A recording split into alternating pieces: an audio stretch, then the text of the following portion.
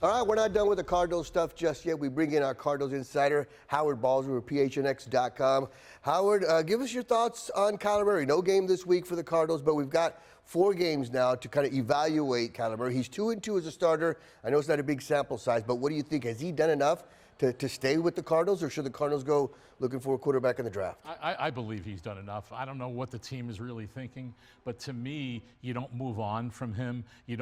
It's hard to evaluate anyway on this short period of time, learning a new offense, learning new footwork. Let's be honest, not having a great offensive team around him, especially at wide receiver. I mean, heck, that's why in the last game, the tight ends caught 11 of his 13 completions. And so I think he's shown enough, and the work and what he's done, I think he's changed in a lot of ways. And to me, you use as many draft picks as you can to improve the team around him, rather than starting over again at the position.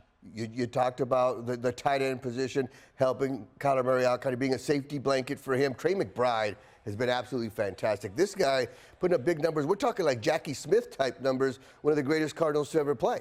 Well, wrote about it this week on GoPHNX.com, and it's really mind-boggling, Richard, when you think about it, that Trey McBride has tied Jackie Smith for the franchise record in tight ends, what Zach Ertz did 2 years ago. And that was done in 1967. Yeah. Realize how many years ago that was? And he already has 610 yards. And with one decent game, he can jump 3 spots. And the 6 people ahead of him in Cardinal history in yardage, it's Jackie Smith. Yeah. But the thing about it is, he's also similar to him. Similar size, similar passion and aggressiveness, breaks tackles, carries guys with him.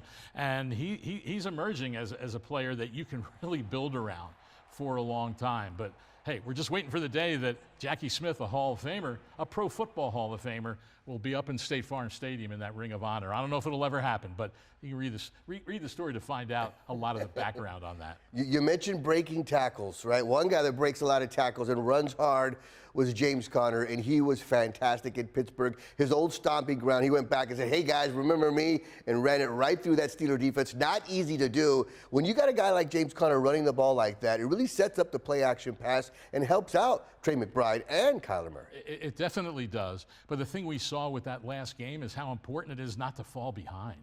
I mean, there was all of that angst in the game previous that, oh, he only got 6 carries. Well, the Cardinals were behind for most of the game. In this game, he actually didn't have that many yards through 3 quarters. But when the Cardinals had the lead, they just fed him, and they just fed him. And he got a lot of yards on the last 2 possessions. But having a guy like that is obviously important, but you do have to balance it with the pass. And I still think, even with McBride, Richard, that defenses are going to play this team and still say, well, prove to us you can beat us with the passing game. We're still going to put 8 in the box. So the key will be, in these games remaining, is don't fall behind, be close, and be able to run him and have that play action. You talked about, winning games. The Cardinals, as we mentioned when we first started this segment, they're 2-2 with Kyler Murray. They won 2 of their last 4. Do you want to keep winning, though, if you're the Cardinals? I know some fans are saying don't win and lose to get a better draft pick, but that's kind of hard to tell these guys. No, well, it is. The players aren't going to do that. The coaches aren't doing that. They prepare to try to win football games.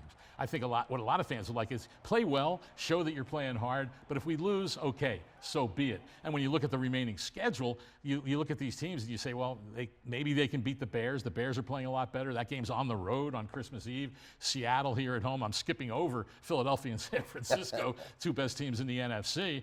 Seattle, we don't know if they'll be playing for a playoff spot. So, but I do think you want to establish that winning attitude, that personality of a team that's out there working hard and playing hard, trying to win football games. And really, if you pick 2nd, if you pick 3rd, if you pick 5th, or you pick 6th, wherever it is, you should be able to help your football team, and with extra picks, build it around the guys. But it's going to be tough. I mean, it's going to be tough, as I mentioned with the receivers. Hollywood Brown, we don't know what his foot situation is, and boy, with that wide receiver core, hey, as we said, they're going to be feeding those tight ends a lot down the stretch. Yeah, you mentioned the 49ers. That's who the Cardinals will play next. Of course, they have the bye week this week, and of course, Howard will be there when the Cardinals take on the Niners. Of course, we'll have plenty of Cardinals coverage all week long. Thanks, Howard.